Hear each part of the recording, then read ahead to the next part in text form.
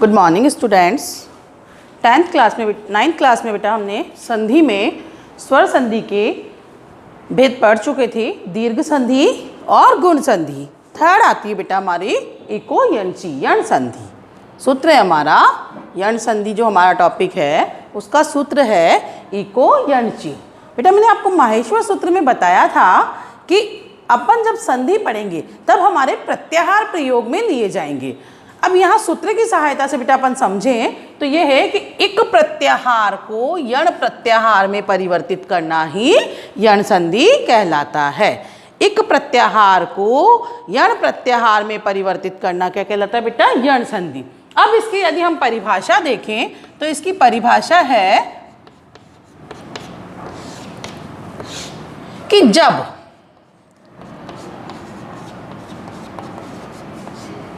ह्रस्व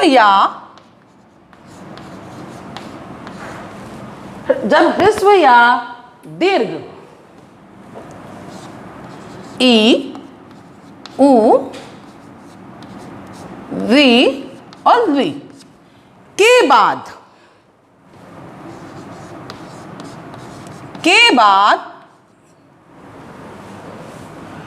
कोई असमान स्वर आए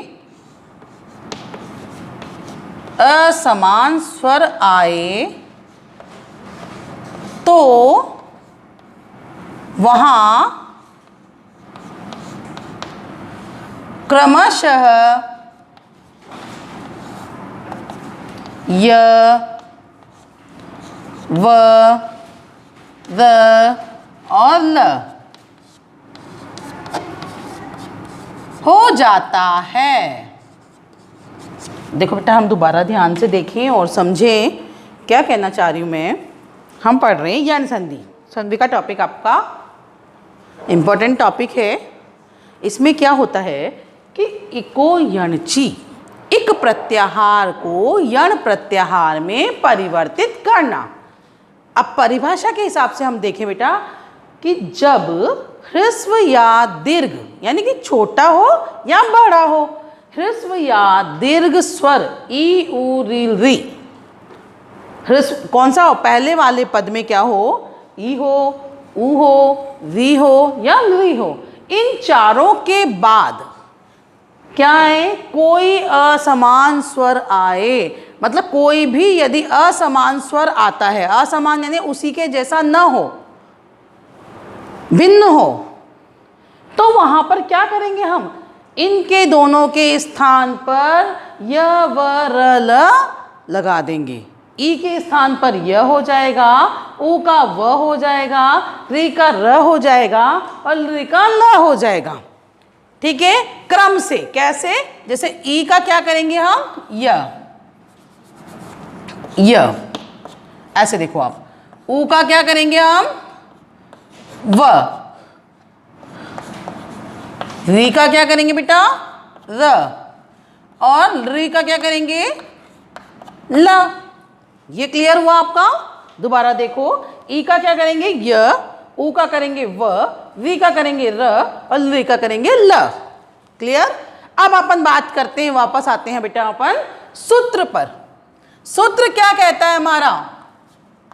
ये सूत्र हमारा कह रहा है इको यणची, इक को यण में बदलना।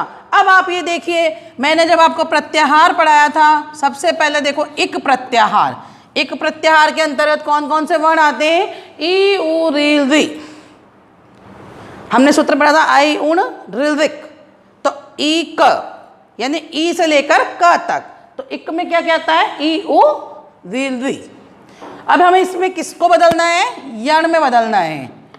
यण प्रत्याहार को देखो आप, य, व, र, ल, यही आया।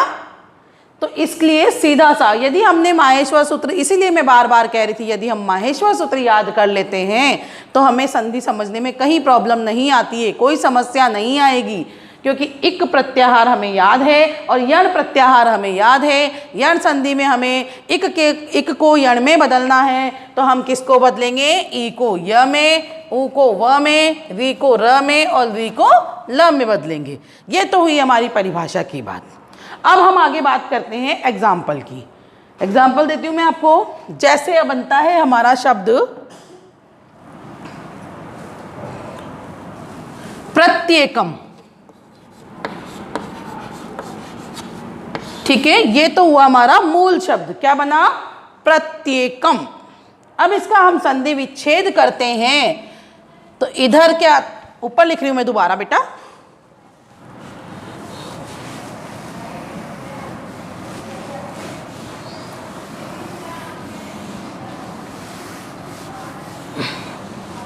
देखो हम लिख रहे हैं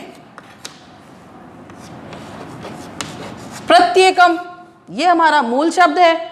इसका शब्द का हम संधि विच्छेद करेंगे। संधि विच्छेद करते हैं तो ये बनता है हमारा प्रतिधन एकम। क्लियर है? प्रतिधन एकम। इस त में क्या मिला हुआ है? ई मिला हुआ है। और पीछे क्या है पर पद में? ए। ये ई के बाद क्या है? असमान स्वर है।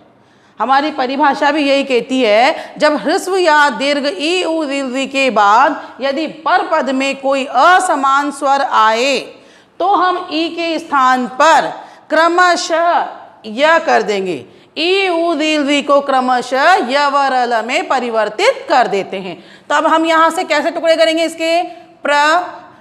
त पे मैंने बेटा हलंत लगाया है। क्यों लगाया है? क्योंकि हमने इसमें से स्वर निकाल दिया, जो कि मैं बार बार बता रही हूँ कि प्रत्येक व्यंजन वर्ण बिना स्वर के अधूरा है। जब तक इसमें स्वर नहीं मिलेगा व्यंजन पूरा नहीं होगा। तो यहाँ हमने ई निकाल दिया। फिर इसके बाद एकम। ठीक है, अब आगे हम बढ़ते हैं तो ये देखो ई के बाद क्या आया? असमान स्वर आया। तो असमान स्वर आने पर हमारा सूत्र क्या कहता है? इको यणची, कि इक प्रत्याहार को यण में बदलना। जब यण में बदलेंगे तो ये ई किस में परिवर्तित हो जाएगा? य में। अब यह कौन सा है? आधा है, हलंत वाला है। हलंत क्यों लगाया? क्योंकि यह क्या है? व्यंजन वर्ण है। और ई क्या था? हमारा स्वर था। स्वर में कोई हलंत नहीं होता है, स्वर में किसी भी वर्ण की सहायता नहीं ली जाती है, जबकि प्रत्येक व्यंजन वर्ण में किसी न किसी स्वर की सहायता ली जाती है। तो यहाँ पर हुआ हमारा बेटा य। अब इसको बनाए प्र आधा त प्लस य प्लस क्या बचा बेटा? एकम। अब आप इसे संयुक्त करेंगे। इसे संयुक्त करेंगे तो कैसे बनाएंगे? प्र त आधा है और त के बाद क्या है बेटा? य भी व्यंजन वर्ण है, ये भी आधा है। तो इस वर्ण को हम आधा ही लिखेंगे, क्योंकि इसके पीछे यदि कोई स्वर होता तो ये व्यंजन वर्ण पूरा हो जाता। तो इसको हम आधा लिखेंगे। अब ये क्या बचता है हमारे पास? य भी आधा है अभी तो, पर य में जब ये ए स्वर मिला देंगे तो ये पूरा हो जाएगा। तो फिर इसके बाद बचता है कम, और इसको हम लिखेंगे तो बेटा ये प्रत्येकम रूप हमारा सिद्ध हो जाता है। ये होता है इति सिद्धम। नेक्स्ट एक और उदाहरण देखो आप, जैसे मधु, मधवरी। एक शब्द लिखा बेटा मैंने मधवरी। इसको सिद्ध करें। इसको कैसे सिद्ध करेंगे? मधवरी, इसका है मधु प्लस अरे। बात क्या आती है हमारी? वापस वही आ गई। पहले वाले पद में ऊ है और ऊ के बाद यहाँ ऊ नहीं है। यदि यहाँ पर भी समान स्वर्ण होता, सवर्ण वर्ण होता, तो ये दीर्घ संधि हो जाती। अब यहाँ पर क्या है? असमान स्वर है। तो हम इसको कैसे टुकड़े करेंगे? म ध आधा करके ध में वर्ण हलंत लगा दिया। इसमें से क्या स्वर निकाल दिया हमने? ऊ निकाल दिया प्लस अरी। क्लियर है बेटा यहाँ तक? अब देखो हमने ऊ का क्या किया? क्रम से व बना दिया, बनाया। तो अब इसको लिखो म आधा ध प्लस व प्लस अरी। क्लियर है बेटा? यहां तक देखने के बाद आगे बढ़ो। इसको फिर संयुक्त करते हैं हम, क्योंकि वह हमने किसका बनाया? ऊ का बनाया। अब म ध में व मिलाएंगे तो भी कोई मतलब नहीं है, क्योंकि वह भी एक व्यंजन वर्ण है और ध भी एक व्यंजन वर्ण है। तो इस ध को क्या करेंगे, हम आधा लिखेंगे, व में अ मिलाएंगे, व पूरा हो गया, वी बनाया, ऐसे कैसे लिख देंगे बेटा, मध्वरी रूप सिद्ध हमारा हो जाता है, ये इति सिद्धम। अब अपन अगर ट्रिक वाली बात करते हैं तो यण संधि की पहचान क्या है, मैं आपको सिंपल सी ट्रिक ये देती हूं कि प्रत्येक मूल शब्द का जहां से हम विच्छेद करते हैं उस जगह पर, उस स्थान पर आधा वर्ण होता है, और आधा वर्ण के बाद यवर अल होता है, तो वहां पर बेटा यण संधि होती है। दोबारा बात करते हैं कि जब हम जैसे प्रत्येकम में देखो आप, आधा वर्ण कहाँ है, त, और त के बाद क्या है, इसका जब संधि विच्छेद कर रहे हैं, त के बाद क्या है, य। मैं बोल रही हूं आधा वर्ण के बाद यवर अल आता है, जहां से हम विच्छेद करते हैं, हर जगह नहीं, जहां से हम संधि शब्द का टुकड़ा करते हैं उस जगह यदि यवर अल आता है तो वहां पर यण संधि निश्चित होती है। आगे इसके एग्जाम्पल मैं आपको पीडीएफ के जरिए सेंड कर दूंगी, और नेक्स्ट क्लास में हम बेटा अयादि संधि या स्वर संधि का कोई दूसरा भेद पढ़ेंगे। धन्यवाद।